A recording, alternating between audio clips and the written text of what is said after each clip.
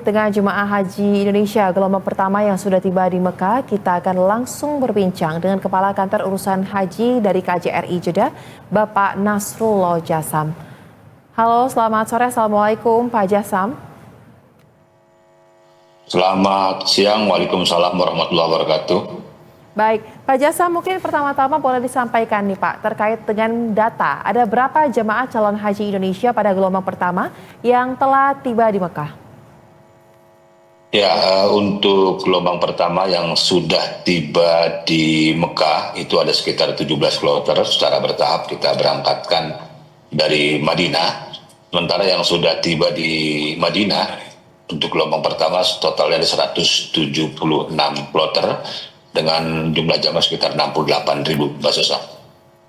Baik. Kemudian Pak, kapan dan bagaimana pelaksanaan umroh wajib jemaah yang sudah tiba di Mekah ini dilakukan Pak? Mungkin teknisnya bisa disampaikan juga. Baik, jamaah gelombang pertama yang berangkat dari Madinah menuju Mekah, pertama-tama mereka kita sarankan untuk mengenakan ihram di hotel, untuk mandi sunnah ihram di hotel, kemudian nanti diarahkan ke Bir Ali oleh kendaraan yang sudah disiapkan oleh PPIH Arab Saudi, dan di Bir Ali jamaah berniat untuk melaksanakan ibadah umroh wajib. Setelah itu berangkat menuju Mekah, tiba di Hotel Mekah, nanti jamaah juga akan diistirahatkan dulu karena menempuh perjalanan yang cukup panjang, sekitar 6-8 jam.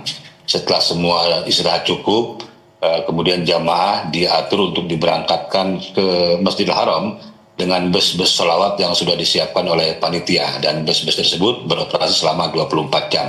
Baik untuk kepentingan umroh maupun untuk kepentingan ibadah sholat di Masjidil Haram. Baik.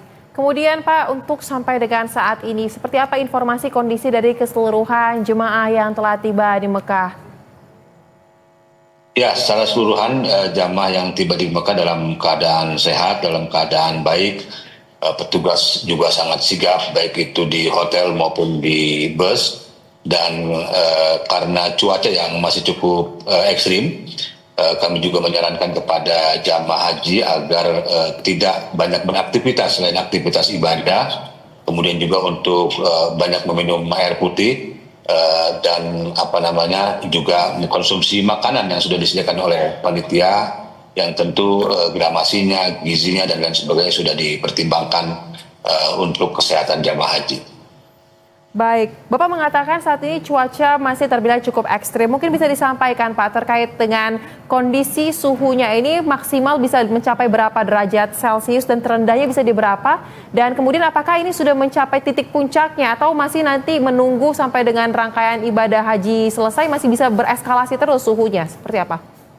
Ya, biasanya puncak musim panas di Arab Saudi itu di bulan Juni, Juli ya. Suhu bisa mencapai 45, bahkan bisa sampai 47 ya. Saat ini suhunya masih di kisaran 37-38, tetapi untuk kita orang Indonesia saya kira sangat panas sekali, terutama di Madinah yang biasanya kalau musim panas lebih panas dari Mekah, kalau musim dingin lebih dingin dari Mekah. Jadi sekali lagi kami menganjurkan dan tidak bosan-bosan untuk menyampaikan kepada jamaah, dengan cuaca yang cukup ekstrim bagi orang Indonesia, maka disarankan untuk tidak banyak beraktivitas kecuali aktivitas ibadah. Pun yang di Madinah, untuk yang masih concern menjalankan ibadah sholat arba'in, itu bisa kegiatannya itu antara hotel, kemudian masjid, atau kalau perlu kalau sholatnya itu maghrib bisa ya cukup satu kali datang maghrib sampai menunggu bisa. Kira-kira begitu Mbak Sosa.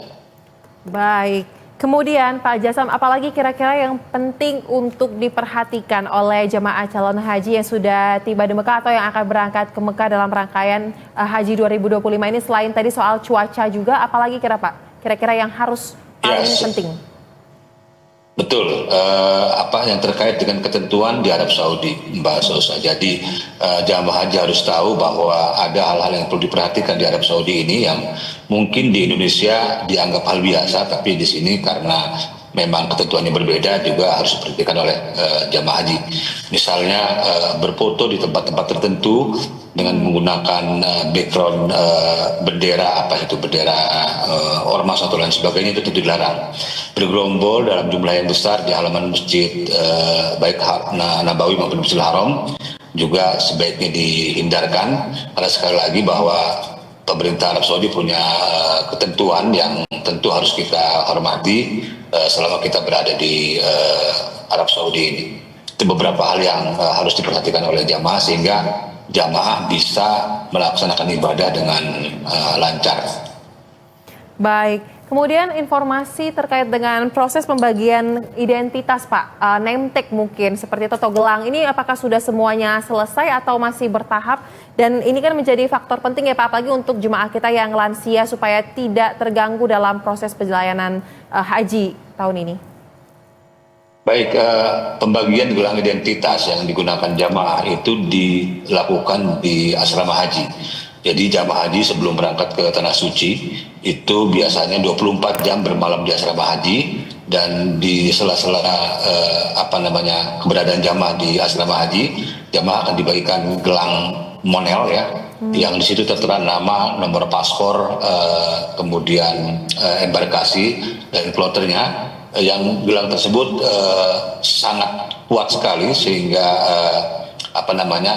untuk hal-hal tertentu saya kira sangat dibutuhkan oleh jamaah. Misalnya ketika yang bersangkutan itu kesasar di Madinah atau di Mekah, maka orang yang mendapatkan itu bisa mengidentifikasi jamaah melalui gelang. Selain gelang juga ada name tag yang juga dibagikan di Indonesia. Name tag itu berisikan nama, kemudian ada barcode yang kalau kita scan juga muncul data-data jamaah. Dan di Arab Saudi juga dibagikan kartu oleh Markas Bidani atau maktab yang dulu terkenal dengan maktab, juga bersama berisi identitas dalam bentuk bahasa Arab. Jadi untuk jaga-jaga misalnya ketika jamaah itu tidak tahu jalan dan kebetulan menemukan pihak Arab Saudi, maka akan diantarkan ke hotel yang bersangkutan berdasarkan data yang diberikan oleh pihak maktab tadi itu. Dan kebetulan di Arab Saudi sendiri Kementerian Haji membentuk tim yang namanya tim penanganan jamaah kesasar, yaitu at-ta'ihid. Mereka ketika menemukan jamaah yang tidak tahu pulang ke hotel itu biasanya mengantarkan jamaah tersebut berdasarkan name tag yang dalam bahasa Arab yang diberikan oleh para pihak Markas Bidani atau maktab. Baik, berarti sudah selesai ya Pak untuk yang name tag dari Indonesia dan juga gelangnya, dan di sana pun ditambahkan lagi terkait dengan identitas tersebut. Kita harapkan ini tidak dilupakan ya oleh jemaah calon haji ketika beraktivitas di Arab Saudi dalam rangkaian haji 2025 ini. Baik, terima kasih Kepala Kantor Urusan Haji KJRI Jeddah, Bapak Nasrul Al-Jassam. Selamat kembali beraktivitas Bapak. Sama-sama.